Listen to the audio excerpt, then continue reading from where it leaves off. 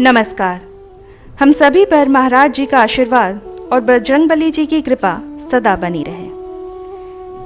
कई बार ऐसा देखने को मिलता है कि जो ज़्यादा ईश्वर की पूजा भक्ति करते हैं वही सबसे अधिक दुखी भी रहते हैं, जबकि जो लोग नास्तिक होते हैं या ज़्यादा पूजा पाठ नहीं करते हैं वे उतने ही सुखी रहते हैं। और ये सारी चीज़ें देखकर कभी कभी तो हमारा मन भी डोलने लगता है। हमें लगता है शायद यही लोग ठीक हैं जो नास्तिक हैं। पूजा पाठ करके या प्रभु की भक्ति करके हमें क्या प्राप्त हो गया, और दुखी तो मिला। पर यह कोई कहानी नहीं है, ऐसा हर किसी के साथ होता है और बहुत समय से ऐसा होता चला आ रहा है। तो आज के इस अंक में हम इसी विषय पर बात करेंगे। महाराज जी ने अपनी एक लीला के माध्यम से स्वयं इस प्रश्न का उत्तर दिया है। महाराज जी एक दिन एकाएक भीमताल में अपने एक भक्त के घर पहुंच गए और थोड़ी देर में वहां कुछ अन्य भक्त और आ गए। कुछ इधर उधर की बातें हुई और फिर अचानक महाराज जी 2-3 भक्तों से कुछ दूर पे बने हुए एक पुराने शिव मंदिर के पीछे एक खंडर हो चुके भवन की ओर भेजते हुए बोले कि जाओ, वहां जाकर एक आदमी और एक माई कमरे में बंद है, उन्हें ले आओ। भक्त लोग गए और वहां बंद कमरे का दरवाजा खटखटाने लगे, पर कोई ना तो बोला और ना ही दरवाजा खोला। तब तक यहाँ बाबा जी दूसरे भक्त के घर पहुंच चुके थे और वहीं जाकर भक्तों ने उन्हें सारी बात बताई। तब बाबा जी ने कहा कि जाओ और उन्हें पकड़ कर ले आओ। भक्त लोग जाकर और वहां जोर जोर से दरवाजा पीटने लगे। तब जाकर एक अधेड़ व्यक्ति ने खिड़की खोलकर टूटी फूटी हिंदी में पूछा कि क्या है, क्यों परेशान कर रहे हो। तब भक्तों ने कहा कि तुम्हें बाबा नीम करौली जी बुला रहे हैं। अब पहले तो बूढ़े व्यक्ति ने साफ तौर से चलने को मना कर दिया, पर जब लोगों ने समझाया तो फिर उनके साथ चलने को तैयार हो गए। महाराज जी के पास पहुंचकर इन दोनों को महाराज जी ने पहले तो बहुत डांटा। महाराज जी ने कहा कि तुम क्या समझते हो? तुम भूखे रहकर भगवान को डरा दोगे? क्या तुम अपने प्रारब्ध के दंड भोगना नहीं चाहते? क्या भगवान अपने भक्तों को ऐसे ही आसानी से मरने देंगे? चलो प्रसाद पाओ। और फिर पहले से ही उनके लिए मंगाई गई पूड़ी सब्जी मिठाई उनके सामने रखवा दी।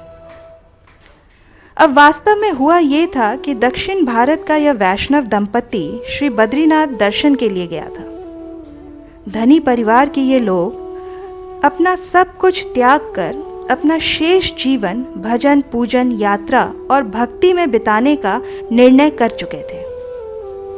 परंतु बद्रीनाथ से लौटते समय चोरों और बदमाशों ने उनका सब कुछ, धन जेवर कपड़े सभी कुछ लूट लिया था और मुश्किल से जो पैसे बचे थे उनसे वो बड़ी ही कठिनाई से भीमताल तक पहुंचे थे। अब अपनी भक्तिपूर्ण यात्रा का ऐसा फल पाकर उन्होंने आमरण अनशन का संकल्प ले लिया और अपने आप को उस निर्जन स्थान में कोठरी में बंद कर लिया था। भूखे प्यासे वो लोग 3 दिन से भगवान को इस निष्ठुरता के लिए कोस रहे थे। ईश्वर के प्रति उस वैष्णव दंपति का ऐसा गुस्सा और उनकी आस्था विश्वास पर यह चोट महाराज जी सहन ना कर सके और उनके विश्वास की रक्षा के लिए महाराज जी स्वयं भीमताल पहुंच गए। महाराज जी का कथन है कि यह संसार दुखों का बाजार है और हम सभी को यहाँ से गुजरना है। सभी को अपने अपने प्रारब्ध का, अपने पूर्व में और वर्तमान जन्म में किए हुए कर्मों का भोग भोगना ही है। कोई किसी और के किए हुए कर्मों का परिणाम नहीं भुगतता है, सब अपने अपने प्रारब्ध को ही भोगते हैं। इसलिए हमारे कर्म ही, जो कर्म हम कर रहे हैं वही सबसे महत्वपूर्ण है और सबसे प्रधान है। और ईश्वर अपने भक्त के प्रारब्ध को मिटाते कभी नहीं है, बल्कि वो उसे अपना प्रारब्ध भोग कर समाप्त करने में उसकी सहायता करते हैं। विपत्ति के समय ईश्वर अपने भक्त के साथ ही होते हैं। वो भक्त को कभी अकेला नहीं छोड़ते। बल्कि ईश्वर से हमारी प्रार्थना भी यही होनी चाहिए कि हे ईश्वर, आप हमें इस दुख को सहने की शक्ति देना, कठिन समय में हमारे साथ रहना। अगर आज आपके जीवन में कोई दुख है तो आप उसे आज का मानकर मत चलिए। आप बस इतना मानकर चलें कि जो भी ईश्वर कर रहे हैं वो आपकी भलाई के लिए ही कर रहे हैं।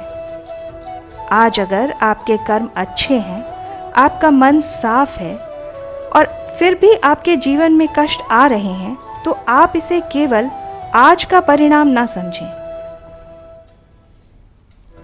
ये ईश्वर का कोई संकेत है जो बाद में आपके सामने एक स्पष्ट घटना बनकर अवश्य आएगा और तब वो आपके पक्ष में होगा। आप बिल्कुल अडिग रहें कि अगर आप सही हैं, आप किसी का बुरा नहीं कर रहे हैं, आप किसी को हानि नहीं पहुंचा रहे हैं, ईश्वर के प्रति आप आस्थावान हैं, तो आज की ये स्थिति अवश्य ही कुछ समय बाद आप ही के पक्ष में आने वाली है, क्योंकि ईश्वर कभी भी अपने बच्चों का बुरा नहीं करते हैं। इसलिए ईश्वर पर पूर्ण विश्वास रखें, महाराज जी पर आस्था रखें। तत्कालीन परिस्थिति से दुखी होकर ईश्वर को कोसे नहीं। एक बात आप हमेशा स्मरण रखें कि जैसा भी समय है वो केवल एक समय है और उसे कटना ही है, वो कट ही जाएगा। सही कर्मों का परिणाम हमेशा सही ही रहता है। बिना कारण जीवन में कुछ भी नहीं होता है। इसलिए मन में ईश्वर के प्रति अपनी श्रद्धा बनाए रखिए। जीवन में जो भी घटित हो रहा है उसका सामना कीजिए। महाराज जी से सामना करने की शक्ति मांगिए, उनसे मार्गदर्शन मांगिए और ये विश्वास रखिए कि आपकी विपत्ति में महाराज जी आपके साथ ही खड़े हैं।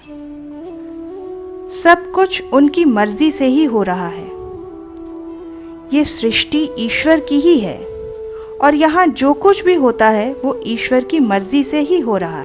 इसलिए इस संसार में जीवन जीने का केवल एक ही उपाय है कि जिसने इस संसार का निर्माण किया है, इस संसार रूपी दुखालय का निर्माण किया है, उसी के शरणागत हो जाएं और उन्हीं के नाम का सुमिरन करते रहें। उनकी ही सेवा और प्रेम में इतने मगन हो जाएं कि हर परिस्थिति में उनकी ही लीला दिखने लगे। इस प्रकार से न केवल जीवन सुखमय हो जाएगा बल्कि दसों दिशाएं सुखमय लगने लगेंगी। एकमात्र महाराज जी का भरोसा करके श्री राम राम का जाप करें, हनुमान चालीसा का पाठ करें। पवन पुत्र श्री हनुमान जी स्वयं आपकी रक्षा करेंगे और कोई आपका बाल भी बांका नहीं कर पाएगा। सब सुख लहे तुम्हारी शरणा, तुम रक्षक काहू को डरना। श्री गुरुदेव अपनी शरण में आए हुए को कभी अनदेखा नहीं करते हैं। और श्रीमद् भागवत में भी यही बात लिखी है कि जो व्यक्ति प्रतिपल ये सोचता है कि हमारे ऊपर ईश्वर की बड़ी कृपा है और ईश्वर का नाम सुमिरन करता रहता है, वो अपने आए हुए प्रारब्ध के सुख दुख को भी बड़ी सहजता से भोग लेता है। दुख सुख को जैसे ईश्वर भेज रहे हैं उसे चुपचाप सहते जाइए, क्योंकि प्रारब्ध भोग किसी को नहीं छोड़ता है, वो सभी को भोगना ही है। पर जब हम ईश्वर का सहारा ले लेते हैं, प्रभु का नाम जपते हैं, तो उस प्रारब्ध का हमारे ऊपर प्रभाव बहुत ही कम हो जाता है। आशा करती हूँ कि आज का ये अंक आपकी साधना में और महाराज जी की भक्ति में सहायक सिद्ध होगा। इसी प्रार्थना के साथ मिलते हैं अगले अंक में। तब तक के लिए जय बाबा की। हरे राम राम